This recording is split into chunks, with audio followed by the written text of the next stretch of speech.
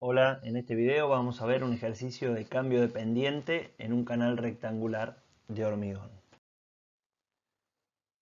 El enunciado o problema que tenemos consiste en un canal de solera de 15 metros, canal rectangular, revestido de hormigón porque queremos conducir un caudal de 520 metros cúbicos sobre segundo.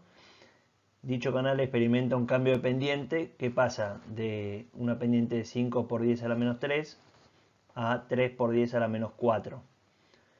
Lo que se nos pide en todo caso es determinar el perfil de la superficie libre. Aquí vemos un canal, si bien es bastante más angosto, pero es un canal ubicado en San Rafael, Mendoza, rectangular, también de hormigón. Un detalle que acá lo aclara el enunciado, pero podría no aclararlo, es que al estar revestido en hormigón, asumimos un valor de coeficiente n de Manning de 0,013.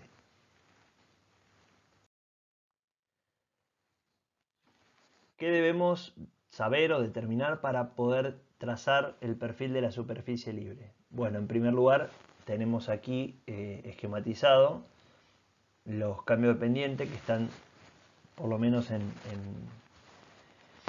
el dibujo original, estaban hechos a escala. Aclaro, una escala horizontal distinta a la escala vertical, obviamente. Y lo primero que debemos saber es conocer el tirante uniforme para las condiciones a ambos lados del cambio de pendiente o para ambas pendientes.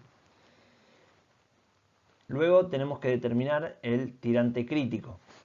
El tirante crítico depende de la geometría del canal, depende del ancho de fondo y depende del caudal.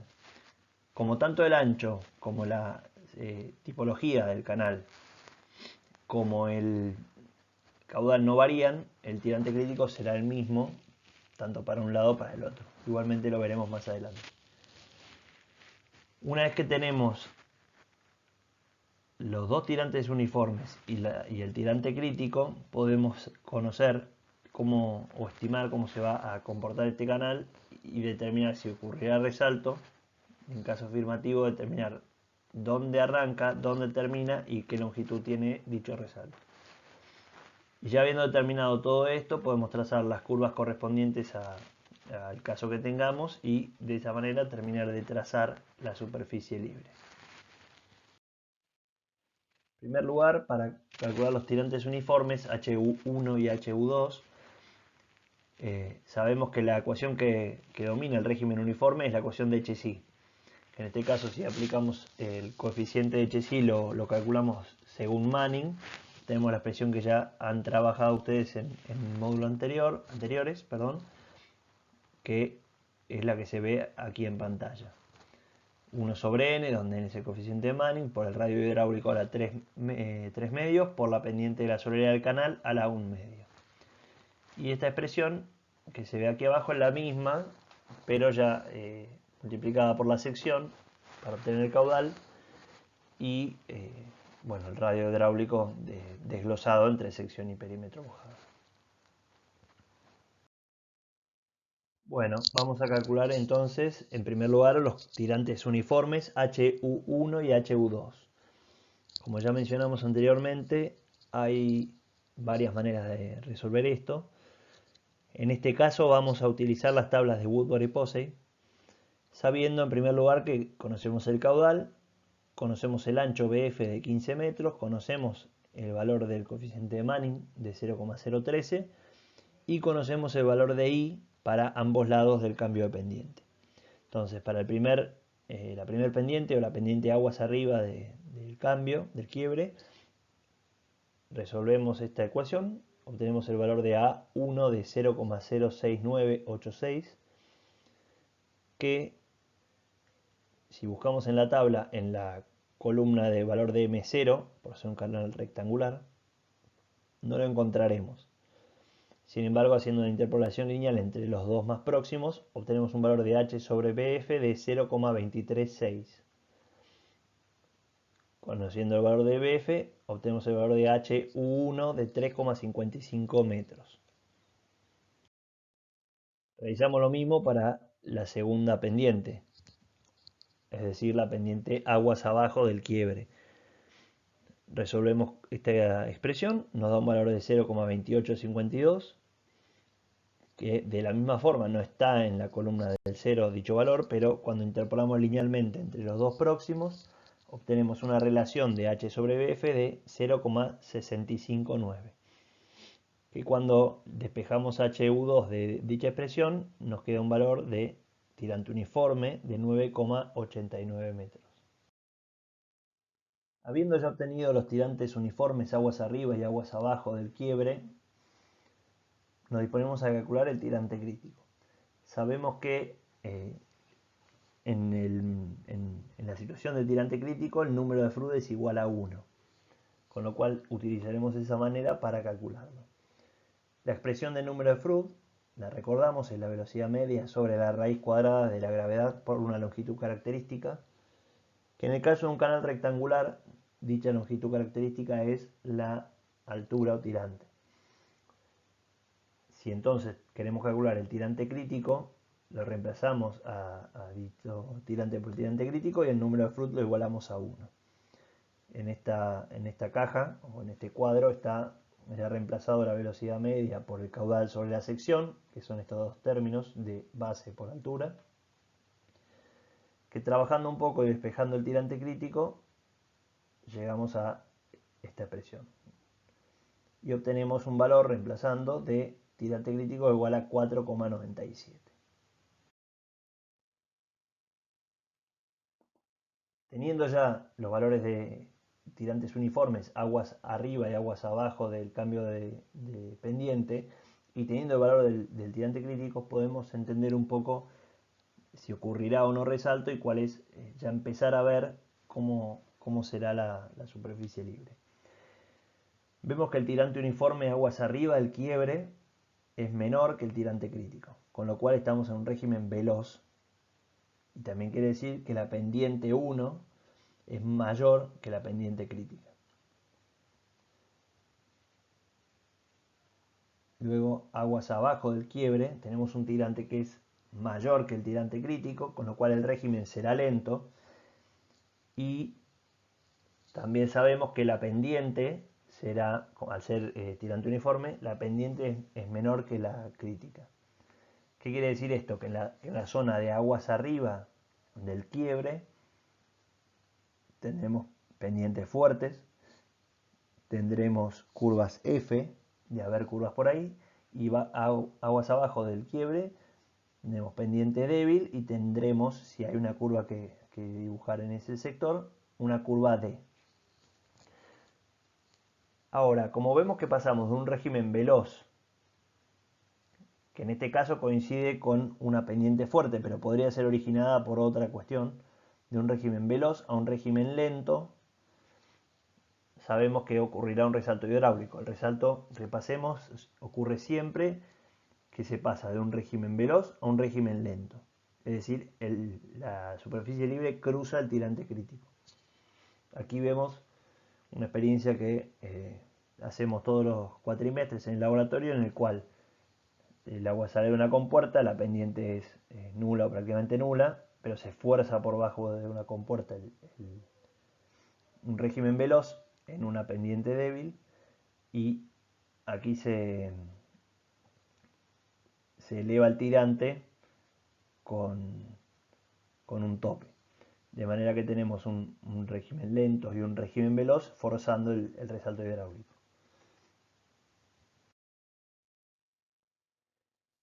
Ahora bien, sabiendo que el resalto ocurrirá, el siguiente paso es determinar los límites de dicho resalto, que son los tirantes conjugados H' y H2'. Para definir estos tirantes conjugados debemos proceder de alguna de las dos maneras. Sabemos que uno de los dos, o el H' o el H segunda, coincidirá con uno de los tirantes uniformes. Entonces, o el H' coincide con el tirante uniforme 1 o primero, se forma el resalto y el tirante conjugado, el 2', debe ser menor que el tirante uniforme 2, pero también mayor que el tirante crítico.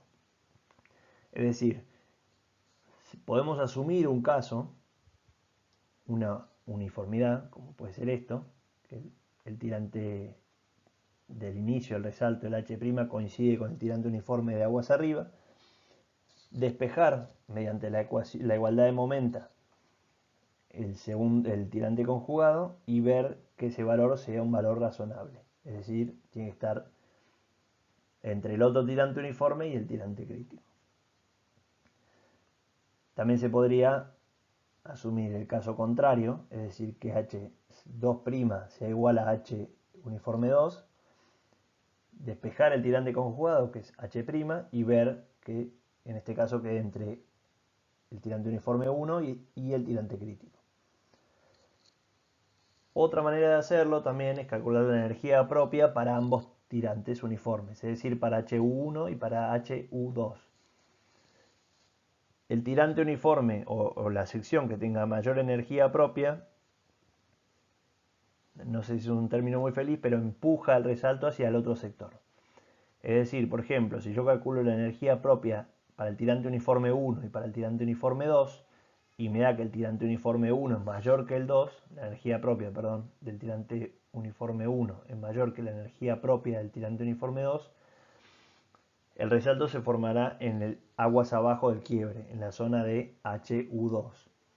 Y entonces ahí podemos asumir que el segundo tirante conjugado, H2', será coincidente con el tirante uniforme 2. Esto igualmente se ve un poco más claro en la práctica que haremos a continuación. Lo que vamos a hacer es, tomaremos este caso, vamos a calcular la energía propia de ambos lados para que lo vean. Y una vez que tengamos calculados los tirantes conjugados del resalto, veremos qué sucede si vamos por este camino y asumimos erróneamente el tirante conjugado.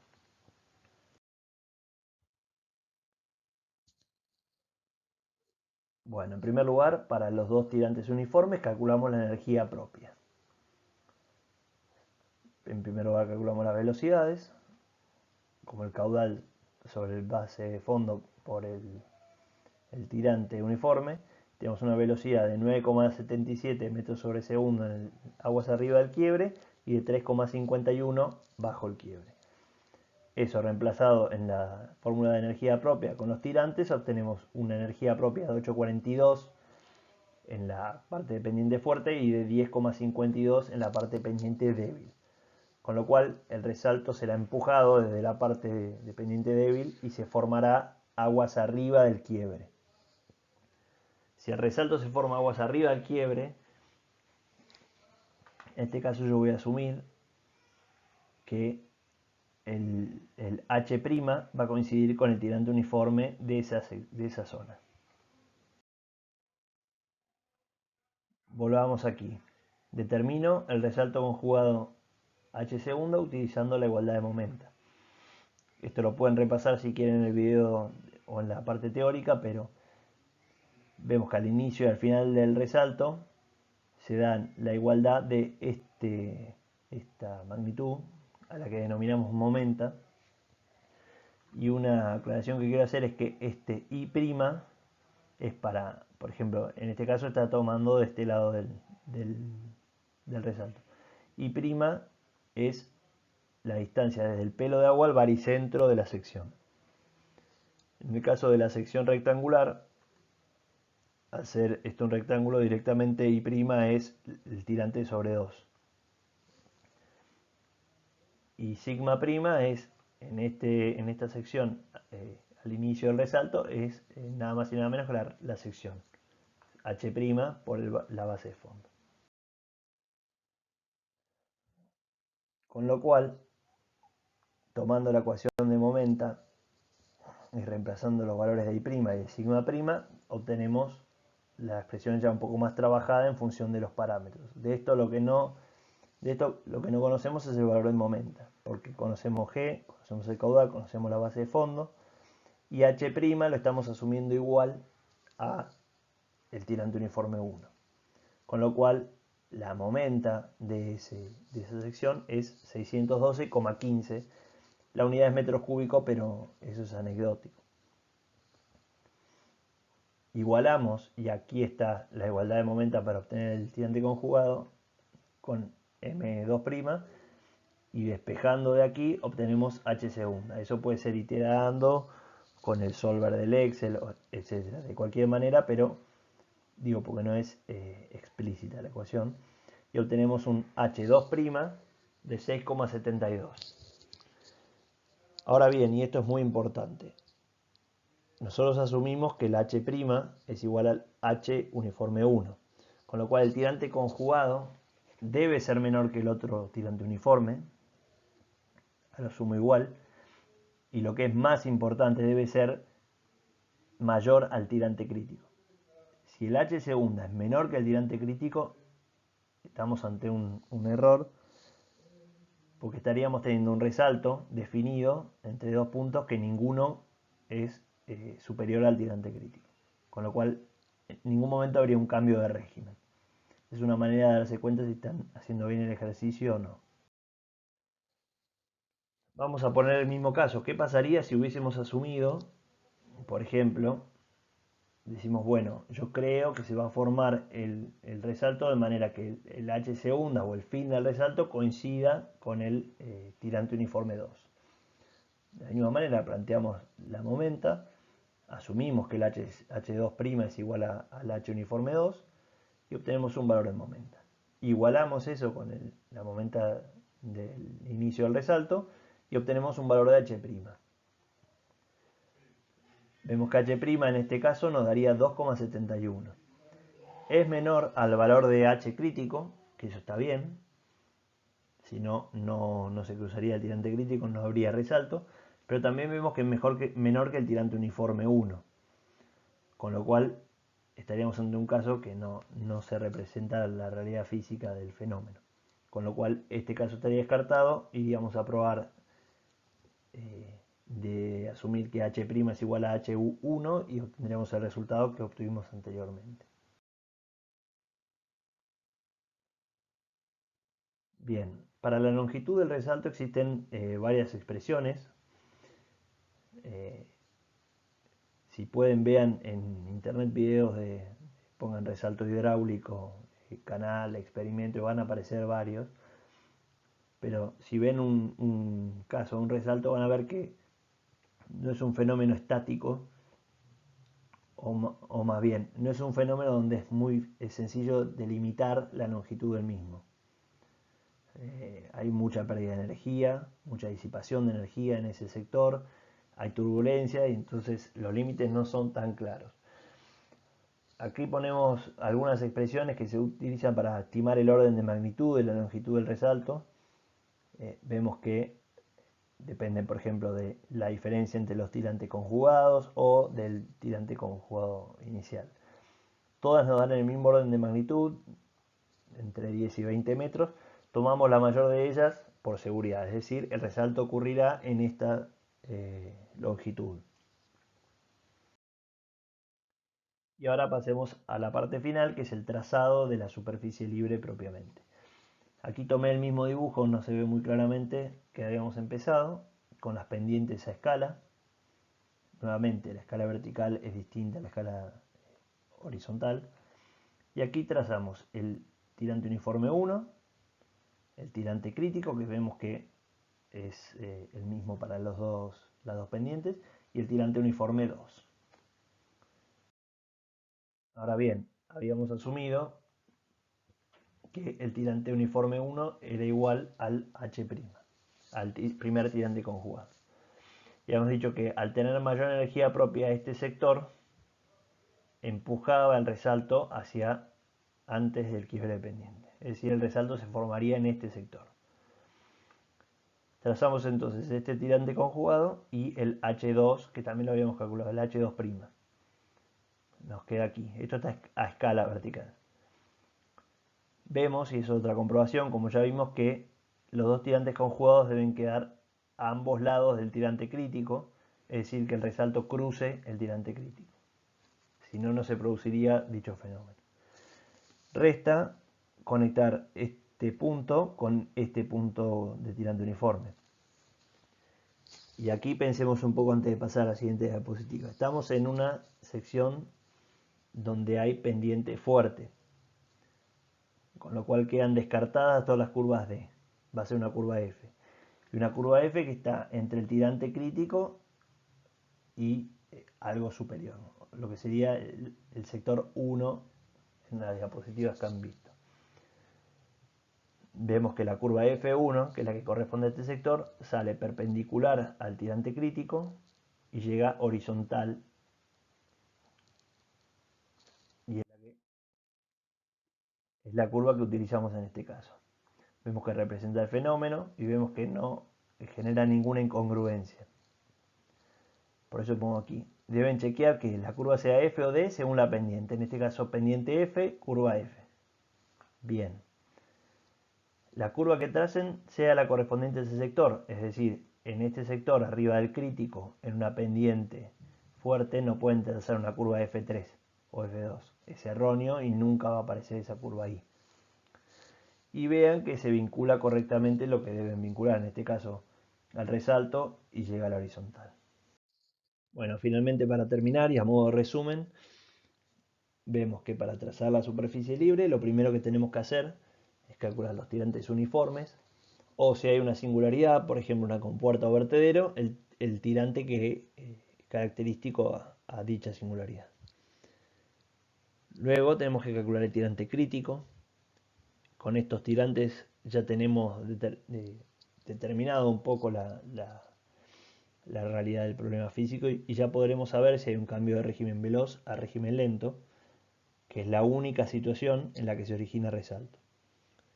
Ahora, si se va a originar resalto porque va a haber ese cambio, debemos delimitarlo calculando los tirantes conjugados. Para ello se asume un tirante como uno de los conjugados, se calcula la expresión de momenta de dicho tirante y se calcula planteando una igualdad de momenta el tirante conjugado. Finalmente, y no lo olviden nunca, tienen que chequear que ese tirante conjugado sea válido dentro de la realidad física del problema, que se esté ubicado donde debe estar.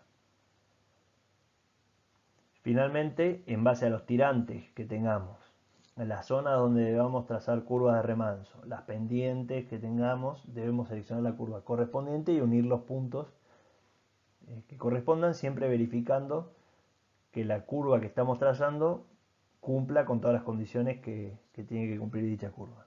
Por ejemplo, y acá a modo de caso particular, una curva de 1 se forma en pendiente débil, o sea, una curva de en una pendiente fuerte es claro que no va a suceder. La curva de 1 parte de un tirante uniforme, es paralela al tirante uniforme y se hace asintótica a la horizontal y siempre por encima de HU. Si esto no se condice con la realidad que debemos unir, no va a ir una curva de 1, o si la tenemos por debajo de un tirante crítico, no es donde va una curva de 1.